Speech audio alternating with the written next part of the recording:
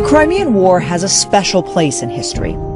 British school children today still learn about the Charge of the Light Brigade, the poem by Alfred Tennyson depicting doomed British troops fighting against the Russian army in Crimea in 1854. But any soldier would understand these lines. Theirs not to make reply, theirs not to reason why, theirs but to do and die. Alistair Massey, the curator at London's National Army Museum, walked me through some of that history. I asked him what he thought of the conflict unfolding once again in Crimea.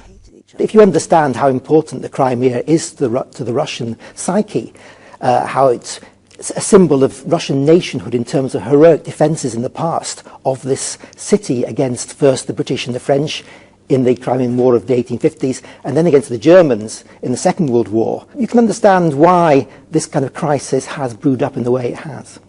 Ancient maps tell the story of the Crimean Peninsula, described as the jewel of the Black Sea. Fought over by Greeks and Romans, Mongol invaders settled on its fertile lands, and their descendants, Crimea's Tatars, still live there today. For centuries, the Ottoman Empire ruled the peninsula, securing the Bosphorus Straits and its strategic access to the Mediterranean. Exactly why Russia's Catherine the Great celebrated when she finally gained control of Crimea in 1783. It's a place that the Russians regarded as their gateway to the outside world.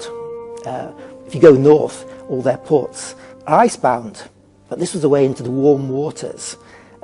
So this was, for the Russians, it was the belief that it was their way to the world.